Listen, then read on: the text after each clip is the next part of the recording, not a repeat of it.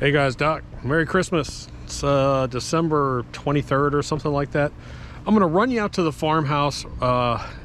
It's basically absolutely freezing cold out. It's getting down to 10 degrees or 9 degrees. The winds are 20 miles an hour with gusts up to 40. We had tree issues, freeze issues. Today, after, the first thing I'm gonna do is I'm gonna talk to you about protecting your freezing pipes. And then I'll take you out to the farmhouse, just walk you around. The guys, John and his buddy and Ryan, they all wanted some hours, so I brought them inside to do a detailed cleanup because the farmhouse, all the sheetrock and mud work's been done. So watch this if you want. If you don't, go wrap some presents. Here we go.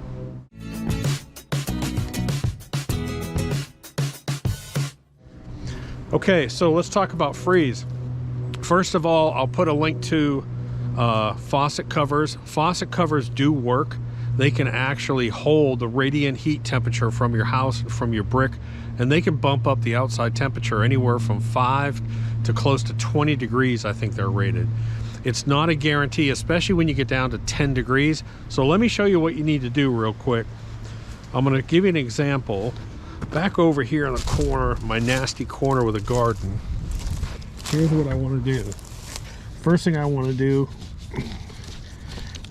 is I want to take off a hose, and I'm going to show you that almost all your spigots on the outside have a shutoff valve inside, and most people don't know that. So I've already shut this one off. So what I want to do is I want to open it up, and I want to get the water out of here. I want to let that water drain. It's not just a matter of shutting it off. You want to get that water out of there so it doesn't expand inside the pipes when it freezes. I'm not even going to put faucet covers on these because I know they're going to freeze down to 10 degrees. But I'm going to open it up and I'm going to get the water out of there and make sure it's shut off on the inside. Now let me take you inside and I'll show you what I mean with these shutoffs. I only have 2 spigots, and it's good because they're in different locations, and it'll give you guys an idea where you might need to look. Okay, so I'm going to take you inside the bathroom. Let me give you a tip. So right out here is where that spigot is outside. And so I know if I come in here, if I go underneath, I'm going to show you something here. See right down here? Right down there, you have something that looks like a spigot valve. Well, that pipe actually runs outside to that spigot outside. You have your normal inside shutoffs. You don't have to worry about those. But here's that shutoff that takes that pipe outside. The next tip I'm going to give you, since that pipe goes outside and this is an exterior wall, is at night, leave your cabinet doors open. That'll keep that warm air circulating. If you don't leave those cabinet doors open, it's going to get really, really cold in there. So leave your cabinet doors open.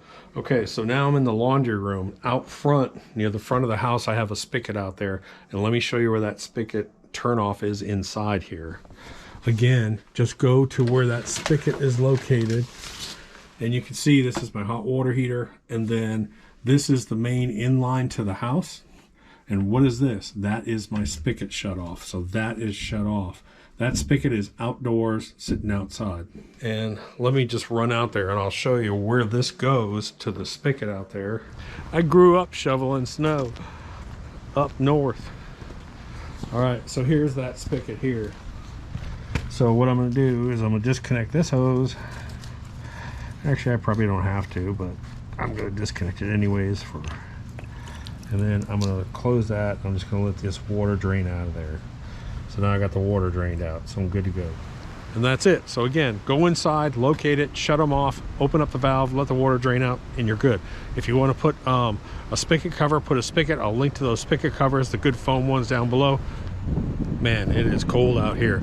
Let me talk about winterizing a house. Like if you have a vacation house or a beach house, let's talk about winterizing that and how you do that. So if you want to drain the pipes in your house, you have to understand how the flow goes. Number one, the first thing you're going to do is you're going to go to your panel box and shut off your hot water heater. Make sure your hot water heater is shut off.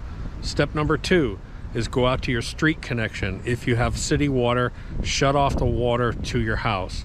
Step number 3, look at your hot water heater. You will have an inflow that usually has a shutoff valve, and you want to shut that off.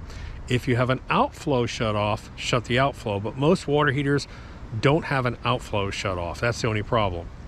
Then what you're going to do with all the water shut off and all the power shut off is you're going to go down to your lowest connections, your lowest connection points in the house, and you're going to open those up and let the water drain out of your system.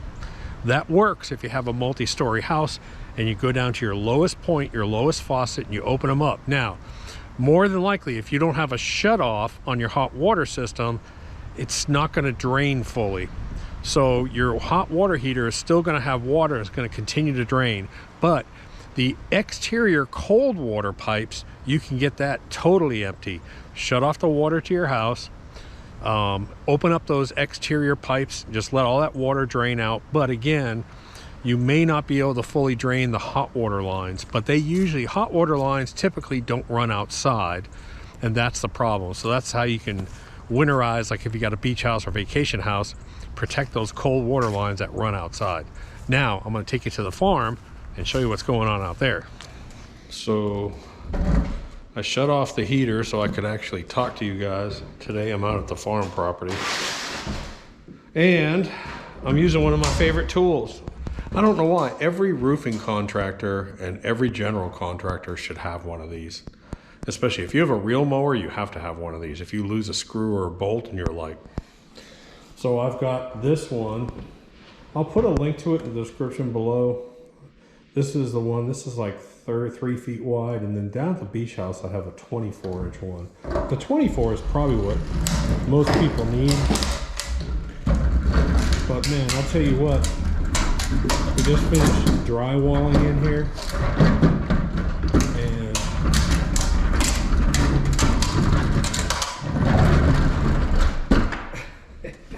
let me show you this. This is pretty funny. Isn't that cool? That is just the way that this works with this contractor is they have one crew that comes in and hangs all the sheetrock, all the drywall. They did that in a day and a half. Everything. Well, it took them about 2 days. Then they have another crew, which is the mud crew. So you have a mud crew come in, and they're putting up all the spackle. And this is fast drying compound. And so they've done all the spackle and all the drywall in here. The problem is when you have those piecemeal crews is that nobody wants to claim the cleanup. And the general contractor, he'll send out the carpenters and tell the carpenters to clean up. And I'm like, dude, I want my carpenters swinging hammers and running saws. I don't want them out here doing cleanup work. So John and his buddy were needing some hours for Christmas. So I said, come on out and we'll do some cleanup. Also, I have a tree down. We have had wind gusts up to 40 miles an hour. It is freezing outside, like all the rest of you. So we had to treat all the well pumps. I'll just show you a few different things. Figure I'd make a Merry Christmas video for you guys. So hold on.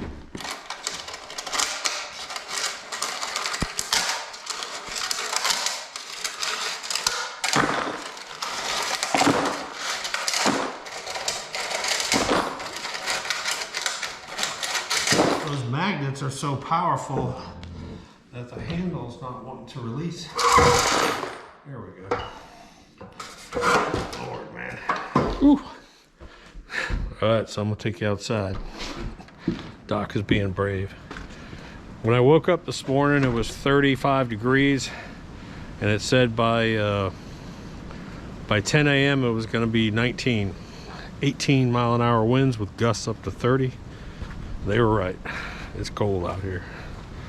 So fortunately, we had a bunch of trees taken out. We've had over 150 trees taken off the property over the past 6 months.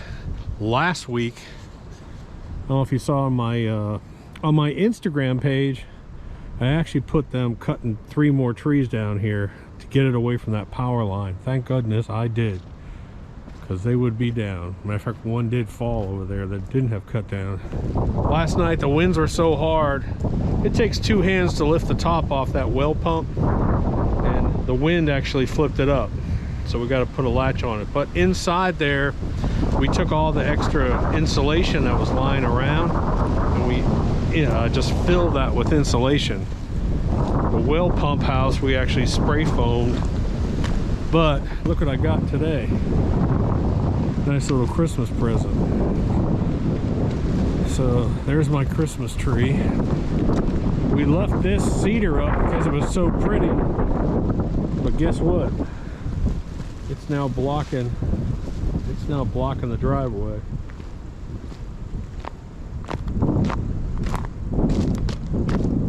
And it just split from up top there. Let me just show you real quick. If you happen to follow our channel, front porch has started. It's going to be a Craftsman style porch. It's going to be really cool. This will actually be the new front entrance. So that's getting underway. Man, it's cold out here. So all the siding is 99% done. The metal roof is on, thank goodness. And I'm gonna hop back inside.